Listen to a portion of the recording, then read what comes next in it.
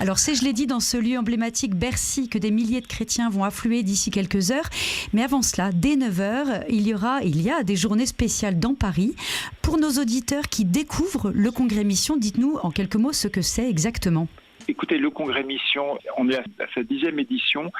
C'est l'équivalent un peu d'un salon de l'agriculture des acteurs du monde catholique à qui on offre l'occasion, une fois par an, de se retrouver dans un lieu de convivialité, de prière, pour échanger, pour travailler ensemble sous la forme d'ateliers, pour prier ensemble.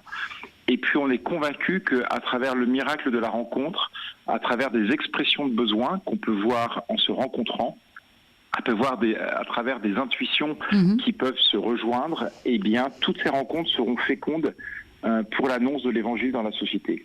Alors vous l'avez dit, le Congrès Mission, il a vu le jour en 2015. L'année dernière, il était en version décentralisée, c'est-à-dire que de nombreuses paroisses à travers la France se sont emparées du projet. L'idée, c'était quoi ? C'était de pouvoir atteindre le maximum de personnes l'année dernière ? Exactement. L'occasion, vraiment la vision du Congrès Mission, c'est de nous faire un peu basculer intérieurement, spirituellement, d'une logique qui peut être une logique un peu de maintenance et d'administration, d'une présence chrétienne, vers une logique plus intentionnellement missionnaire.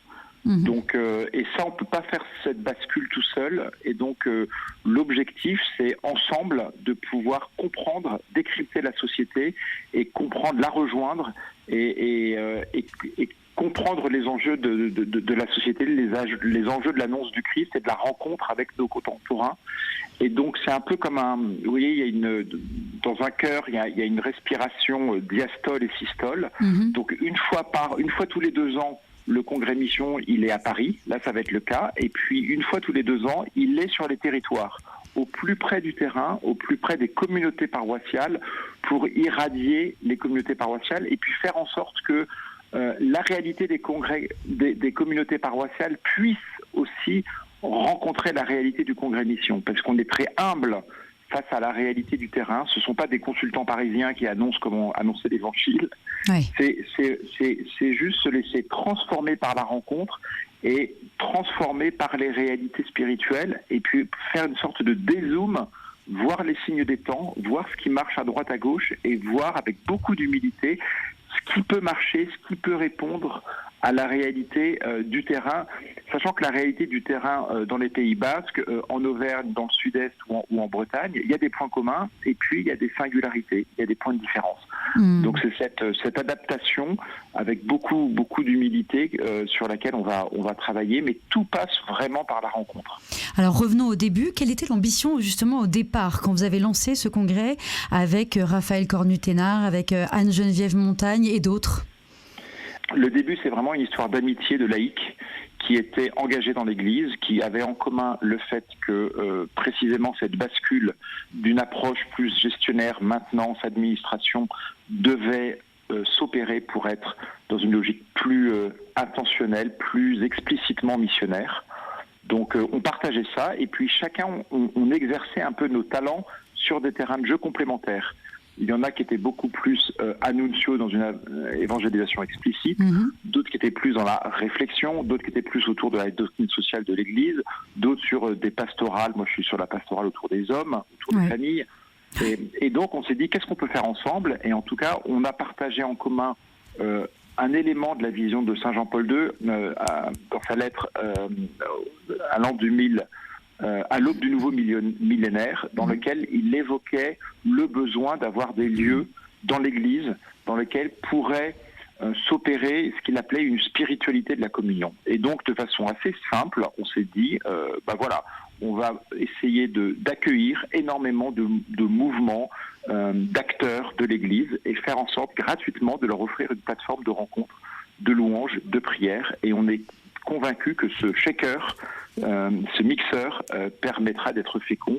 Et si ce congrès mission s'est répandu, même à l'étranger, et a touché différents territoires, différentes réalités régionales, c'est que je pense que ça répondait à un besoin. Vous parliez à l'époque d'urgence missionnaire. Qu'est-ce qui vous faisait dire qu'il y avait une urgence ?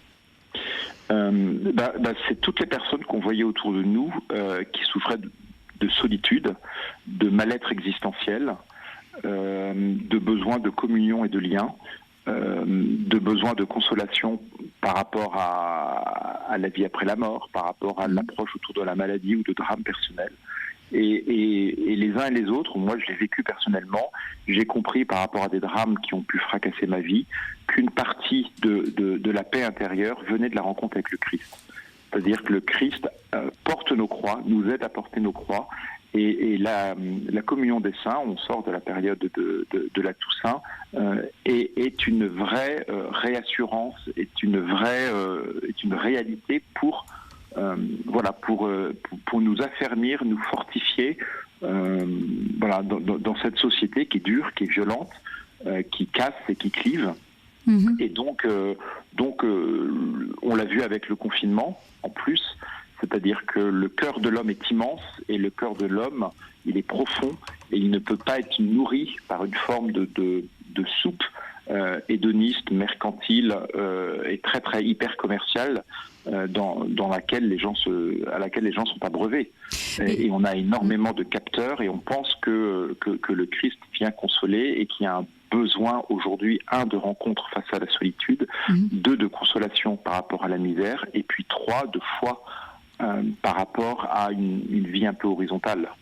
Mais le congrès mission, il y a le mot mission dedans avant tout, c'est parce que ce que vous dites, c'est effectivement, on peut le retrouver dans les paroisses, les gens peuvent se rassembler pour faire corps, pour faire un.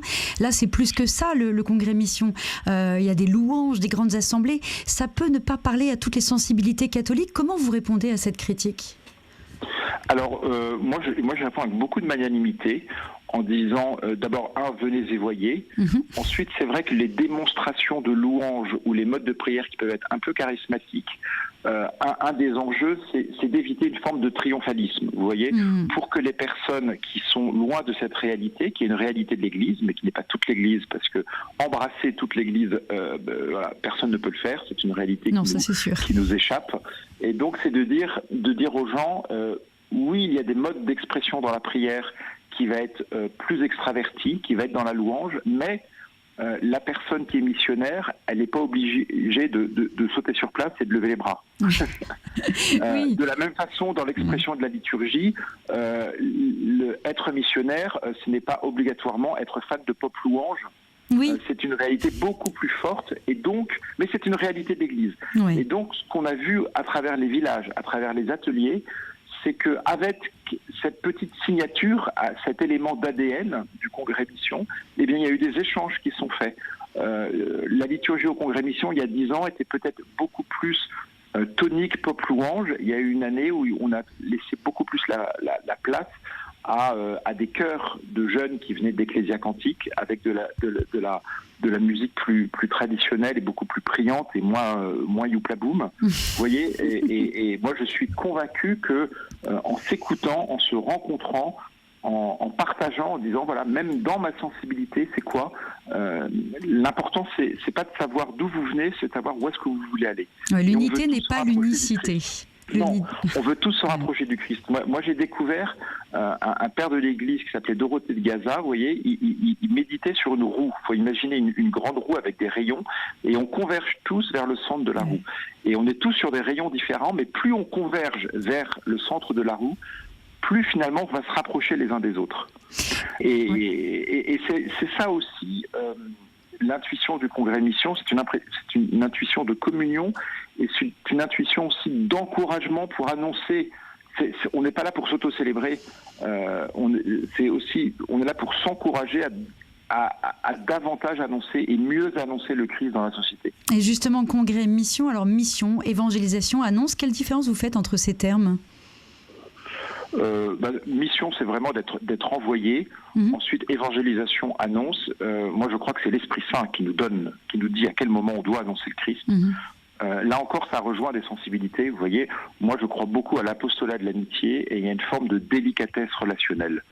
Donc, dans notre travail ou même dans notre voisinage, on n'est pas là pour taper aux portes ou pour déranger des gens sur la plage, pour leur dire Jésus est ton sauveur. Voilà, certains peuvent être amenés à le faire, d'autres non, ce n'est pas mon cas, mais je pense qu'il y a une forme d'acuité relationnelle à avoir, surtout dans un monde de superficialité. Et puis, il y a un moment donné, à travers des difficultés dans la vie, eh bien, on aura peut-être une parole de bénédiction, une parole de consolation.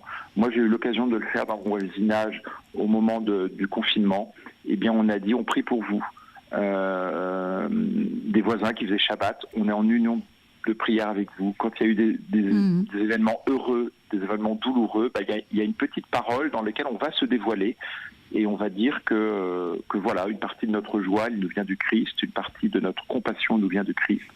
Mais ça ne se décrète pas. D'où l'importance pour toutes les personnes engagées, je pense, d'avoir une vie de prière en se laissant nourrir et transformer par la parole de Dieu, parce que l'Esprit Saint nous dira à quel moment, avec beaucoup de délicatesse, cette parole plus explicite, plus engageante va pouvoir se déployer. Oui, la délicatesse. Revenons au Congrès Mission, les éditions précédentes, qu'est-ce qu'elles ont révélé ? Qu'est-ce qui vous a surpris ou marqué ? Moi, ce qui m'a toujours... D'abord, on se laisse tout le temps surprendre parce que l'organisation est toujours baroque et rien. On veut toujours tout évidemment planifier, programmer, contrôler, mais rien ne se passe comme prévu. Moi, j'ai juste un petit témoignage, c'est qu'au gré des congrès missions, au début, moi, j'étais quelques-uns, 2 ou 3 dans l'Église de France, à essayer de porter la pastorale du sport. La pastorale du sport, alors, a été déjà portée, mais en tout cas, l'organisation d'événements sportifs, la mise en avant de grands sportifs de haut niveau, une sorte de mobilisation nouvelle autour de l'évangélisation dans le sport et par le sport. Je précise que vous êtes le cofondateur de Holy Games. De Holy Games, ouais. Et donc, à travers les ateliers, moi, je l'ai vu au fil des ans, eh bien, il y avait une petite parole qui infusait, qui se déployait, parfois au début dans le désert, et puis progressivement, ça a trouvé des échos. Et au fil des congrès missions, il y a une sorte de communauté informelle de gens qui partageaient cet amour du sport et cet amour de la foi, qui s'est créé. Et puis ça a conduit tout doucement, voilà, ça s'est cristallisé, ça a conduit à Holy Games.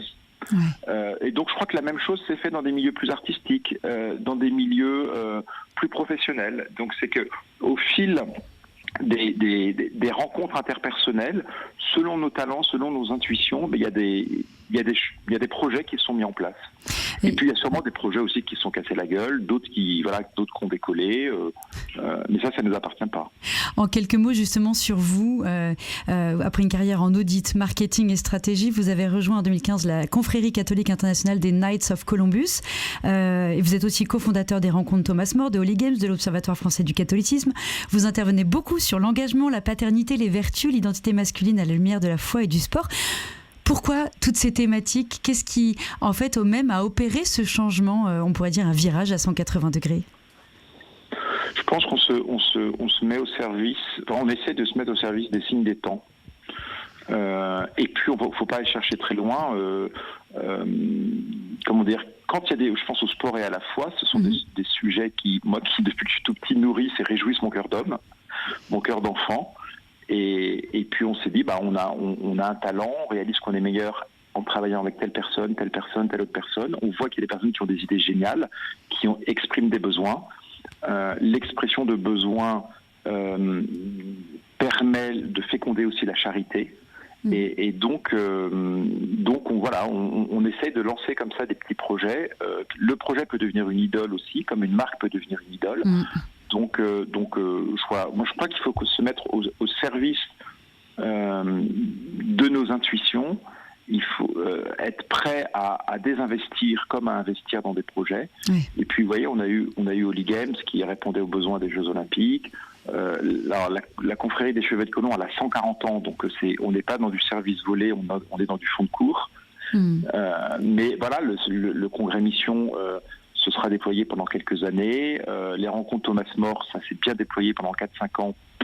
C'est en stand-by. Je pense qu'il faut rester à l'affût de beaux projets. Il y a 15 jours, on a lancé l'escorte de reliques de Sainte-Thérèse de Lisieux à Paris. Peut-être que suite à la fraternité que vont vivre tous ces bikers catholiques, il y a quelque chose qui va se mettre en place. On se laisse conduire et on est attentif à ce qui peut être fait. Eh bien, un grand merci Arnaud Boutéon d'avoir été avec nous ce matin. Et on vous souhaite un très bon congrès mission. Merci beaucoup. À bientôt. Au revoir.